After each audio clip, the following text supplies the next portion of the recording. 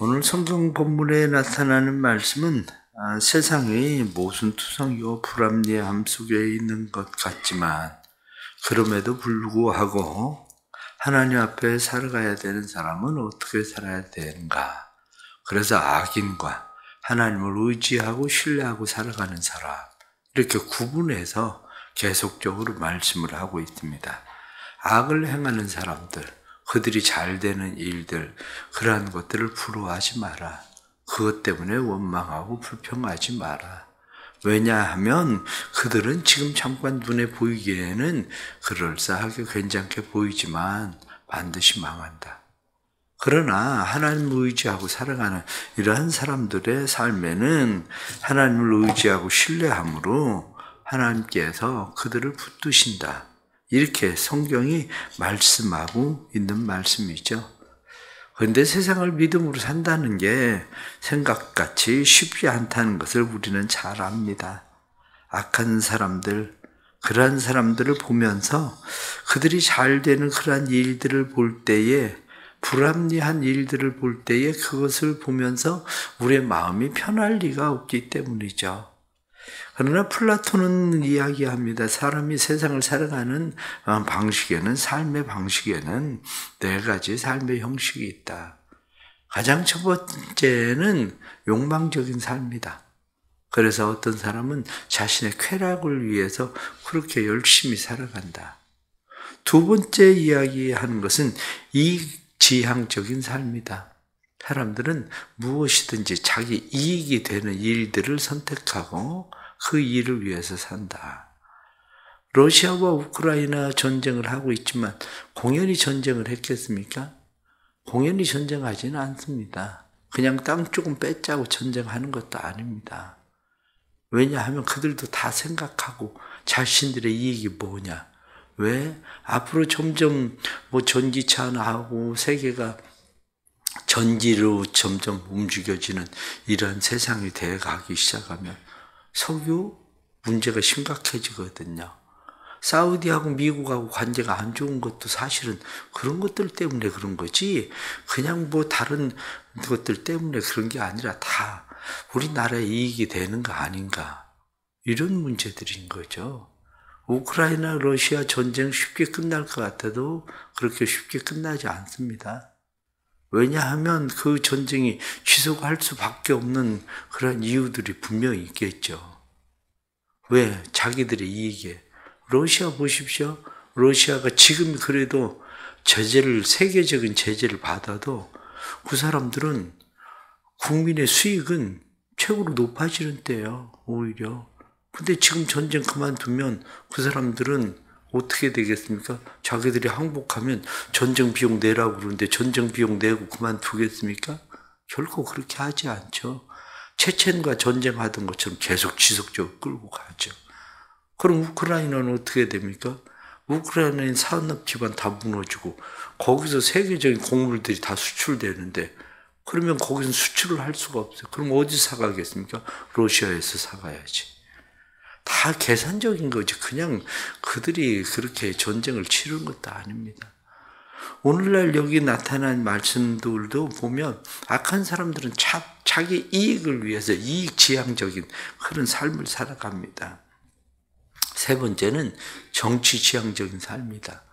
정치지향적인 삶은 명예나 아니면 어떤 권력을 위해서 사람들은 살죠. 명예를 얻기 위해서, 권력을 얻기 위해서 그들은 계속 살아가요. 네 번째가 관조적 삶이라고 이야기합니다. 관조적 삶이라고 하는 것은 의미와 가치를 바라보고 살아가는 것. 그런데 사람이 이 관조적 삶, 의미, 가치, 그것을 추구하면서 사는 일, 그것이 맞다고 이야기하지만 그렇게 사는 일이 쉽지 않다는 거죠. 결국 우리가 살아가는 일들이 플라톤이 이야기하던 것처럼 욕망적인 삶이든지 이익지향적이든지 정치적이든지 관조적이든지 이러한 삶들이 있지만 성경은 우리에게 무엇이라고 말씀하고 있는가? 바로 이것이 우리에게 중요한 그런 말씀이죠. 성경은 그것을 쉽게 우리에게 말씀합니다. 오늘 말씀에 나타나는 것을 보면 무엇하고 말씀을 하느냐? 너희가 하나님 앞에 살아가야 될 일, 3절에 나타나는 말씀을 보면 여호와를 의뢰하고 선을 행하라. 뿐만 아니라 4절 말씀에 여호와를 기뻐해라. 이렇게 성경이 말씀하죠. 5절 말씀에 내 길을 여호와께 맡겨라. 그러면서 8절 말씀에 분을 그치고 노를 버리고 불평하지 말고 너희가 살아라. 그렇게 말씀합니다. 11절 결론적으로 말하면 그러나 온유한 자들은 땅을 차지하고 풍성한 화평으로 즐거워할 것이다.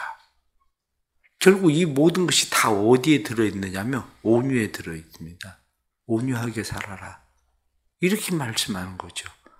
온유하게 산다는 게 뭔가 플라워 테이스라고 온유를 이야기합니다. 플라워 테이스라고 하는 말은 온유가 뭐냐 이렇게 이야기할 때 온유가 원망하지 않고 불평하지 않고 시기하지 않고 질투하지 않고 이렇게 살아갈 수 있는 힘, 그게 결국 온유예요. 다시 말하면 온유라고 하는 것은 자기를 이기는 힘, 자기를 통제하는 힘이 온유다. 그거예요. 자기를 통제할 수 있는 사람이 온유한 사람이다. 나를 통제하지 못하는 사람은 온유할 수가 없습니다. 그러니까 결국 사람이 평안이 언제 옵니까? 평안은 나를 통제하고 나를 이겼을 때 평안이 와요. 나를 통제하지 못하고 있는데 평안이 어떻게 옵니까? 내가 나를 통제가 될 때에 마음속에 평안이 있는 거죠. 그렇기 때문에 온유한 사람은 누구냐? 이렇게 이야기하면 온유는 결국 자기를 통제하는 힘이다. 신앙생활을 하는 이유 중에 하나가 우리는 예수님의 마음이 온유하던 것처럼 모세가 온유하며 모든 사람보다 승하던 것처럼 우리는 나를 통제하는 힘을 가지려는 거예요. 오늘 하루도 살아가면서 자기 자신을 통제하는 이 힘이 있기를 축복합니다. 두 번째는 온유는 기다리는 마음입니다. 누구를 기다립니까? 내가 무엇을 소원을 바라고 이루고 성취하기를 기다리는 것 같지만 진짜 기다리는 마음은 누구를 기다리냐면 하나님이 하실 거라는 것을 기다리는 마음이에요. 온유는 하나님이 하시리라는 것을 믿고 그분을 기다리는 거예요.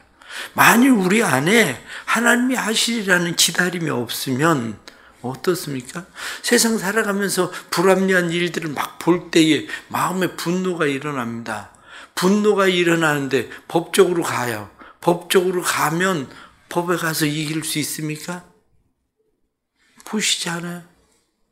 학폭이 일어나도 학폭을 당한 사람이 이기는 일들이 얼마나 있는지 전수조사해서 해가지고 조사해서 보니까 학폭을 당한 사람들이 이기는 일은 거의 없습니다.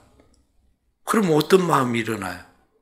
보복하고 싶은 마음이 일어나죠. 그런데 그들은 왜 보복하지 않을까요? 그 부모들은 왜 보복하지 않을까요? 법적으로도 안 되는데 법적으로 기껏 해봐야 이런 마음들이 일어나는데 왜냐? 피해자는 삶이 완전 피폐해지는데 기다리는 마음이에요. 결국 온유라고 하는 것은 성경에 나타난 말씀처럼 하나님이 그들에게 행하실 것이다. 그래서 17절 말씀에도 보면 악인의 팔은 부러지나 의인은 여호와께서 붙드시는도다. 하나님께서 악인들의 팔은 부러뜨린다. 오히려 그들의 칼이 그들의 양심을 찌르고 그들의 화살을 하나님께서 부러뜨리신다. 하나님께서 그들에 대해서 그들의 걸음을 세시고 의인의 걸음을 세시고 갚으시는 분이 누구냐? 하나님이시다. 사람들이 잘 알지 못하는 게 그런 거야. 어떤 일이나 사건이 일어났을 때에 그래도 양심이 있는 사람들은 어떤 일이 일어나면 이거 벌 받는 거 아니야? 이거 죄 받는 거 아니야? 그런 마음이 들어요. 그런데 악한 사람들은 그 마음이 없기 때문에 계속 망하는 거예요. 왜 이 일이 벌어진지, 왜 이 일이 당하는지도 모르고 계속 사건이나 사고가 일어나고 그러는데도 보기에는 멀쩡하게 보이는 것 같죠. 오늘 성경에 나타난 말씀은 그것을 뭐라고 이야기합니까? 네가 지나갈 때에 35절 말씀을 보면 그 나무 잎이 무성한 것 같으나, 그 세력이 커서 그 나무가 무성한 것 같은데 네가 지나갈 때 다시 봐라. 지나갈 때 다시 보면 그는 없어졌나니, 그 나무가 무성하게 번성한 것 같아도 없어졌다는 거예요. 그렇게 사라져도 사람들은 깨닫지 못하는 거죠. 반대로 하나님이 갚으셔도 사람들이 하나님이 갚으시는가 그걸 모르는 것뿐이에요.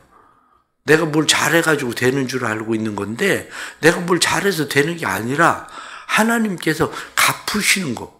그러니까 하나님께서 악인에게도 갚으시고 의인에게도 갚으시는데 그 일들을 사람들은 느끼지 못하니까, 알지 못하니까 내가 뭘 잘해서 뭐가 되는 것처럼 생각하는 거죠. 그래서 온유라는 것은 하나님이 하실 일을 기다리는 마음, 그게 온유한 겁니다. 세 번째는 배우는 마음이에요. 온유한 것은 배움입니다. 예수님께서 너희는 내게로 와서 배우라 이렇게 말씀하는 것처럼 온유한 사람은 끊임없이 배웁니다. 온유한 사람은 끊임없이 배우는데 삶에 일어나는 모든 일들 가운데에 그들은 배움을 통해서 자기 자신을 더 성숙시켜가는 거죠.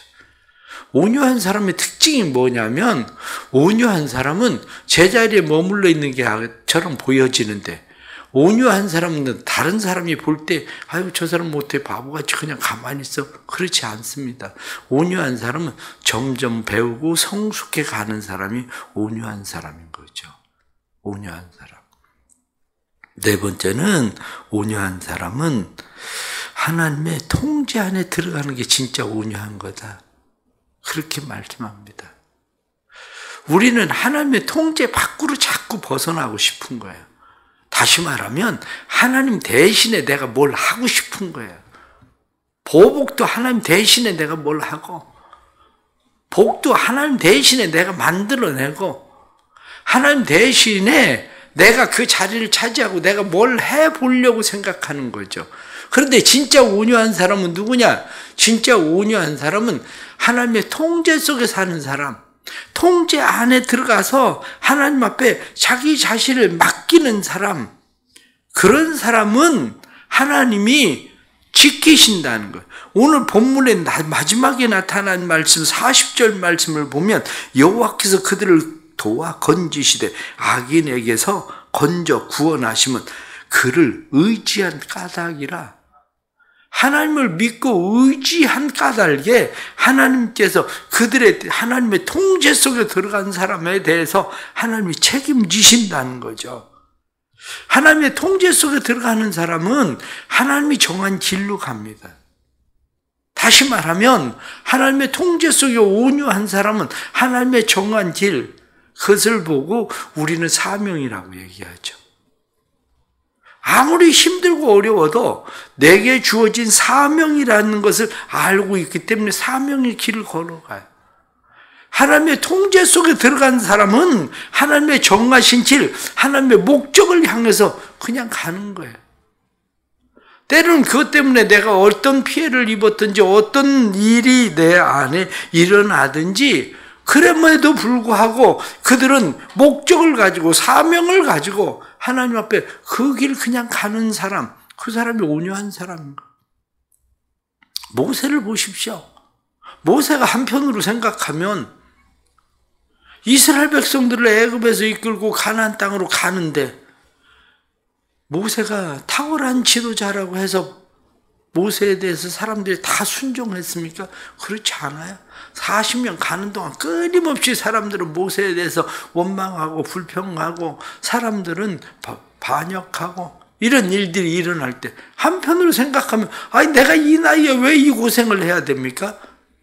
세상 말로 때려치우면 되지. 그럼 니네가 알아서 해. 그리고 나도 그냥 원래 내가 있었던데 미디안 땅으로 난 돌아가면 돼. 그리고 가버리면 되지. 그런데 왜 그 일을 계속합니까? 그래서 모세를 모든 사람들보다 온유함이 승하다, 뛰어난 사람이다, 그러고 말하는 겁니다. 때로는 교회 안에서 힘들고 어려운 여러 가지 일들 만나고, 때로는 사람들하고 부딪히고 이런 일들 만난다고 해서 내가 이까짓 걸 무슨 이익이 있다고 이 일을 하겠어? 그 사람은 하나님의 통제 속에 있는 사람도 아니고 그 사람은 온유한 사람도 아닌 겁니다. 그건 결국 온유한 사람은 하나님이 정한 그 길, 목적을 향해서 하나님이 주신, 이게 내게 주신 사명이지, 그리고 그 사명의 길을 가는 사람이 온유한 사람인 거죠. 그래서 온유한 사람은 믿음으로 살 수밖에 없습니다. 믿음으로 산다는 게 결국 뭐냐? 오늘 성경에도 반복적으로 나타난 말씀 가운데 또 하나는 28절 말씀 보면 여호와께서 정의를 사랑하시고 그의 성도를 버리지 아니하심이로다. 정의, 이런 말이 나옵니다. 30절 말씀에 은혜 입은 지혜로우며 그의 혀는 정의를 말하고, 정의, 정직함. 이 정의, 정직함, 이렇게 이야기하면 아리스토텔레스가 지도자가 세 가지가 있어야 된다, 그리고 이야기하는데, 아리스토텔레스가 이야기하는 지도자의 세 가지가 하나는 로고스고 하나는 파토스고 하나는 에토스라는 말입니다. 로고스라고 이야기할 때 로고스는 본질적, 체계적, 논리적 이런 거예요. 그러게 체계적으로 논리적으로 가지고 있는 지식, 지도자가 되려면 그게 있어야 된다. 두 번째는 이야기하고 있는 것이 파토스라는 거거든요. 파토스는 열정이란 말이에요. 열정이 있어야 된다. 세 번째 이야기하는 게 에토스인데, 에토스가 윤리성이에요. 윤리성. 그런데 지도자는 윤리성을 잃어버리면 다 잃어버리는 거다, 이렇게 얘기합니다. 그렇게 지도자가 윤리성에서 문제가 생기면 왜 모든 것을 다 잃어버리냐? 지도자가 정직함, 정의, 윤리성을 잃어버리면 지도력이 상실된다. 어떤 것도 설득력을 갖지 못한다. 그런데 우리나라는 어떻습니까? 지도자를 꽁 잡는 게 매지 그놈이 다 그놈이고 거짓말 좀 하면 어때? 사기 좀 치면 어때? 어쨌든 할 일만 잘하면 되지. 이게 우리 국민들이 가지고 있는 못된 생각이거든요. 그런데 원래는 윤리성을 잃어버리면 결정적인 데는 그 사람들은 항상 윤리를 버립니다. 다 잃어버리는 거예요. 그런데 우리는 그런 거하고 상관없어요, 우리가. 그러나 성경 뭐라고 이야기합니까? 하나님은 어떤 분이냐? 하나님은 정의를 사랑하시는 분이다. 그러면서 우리가 믿음으로 산다는 게 뭐냐? 이렇게 이야기할 때 믿음으로 산다는 것은 의로움, 정의로움, 정직함, 윤리성이에요. 그게. 마지막 하나 말씀을 드리면, 결국 하나님이 붙들어주는 사람이 누구냐? 이렇게 이야기할 때 하나님 의지하는 사람이다, 이거죠.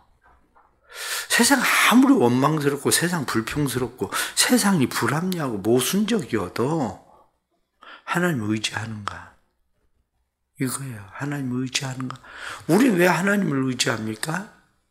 하나님을 의지하는 이유는 하나님이 무엇을 다 하실 수 있다고, 전능하신 분이라고 생각해서 하나님을 의지하는 것보다, 하나님을 의지하는 이유는 하나님을 사랑하고 하나님을 기뻐해서 하나님을 의지하는 거예요.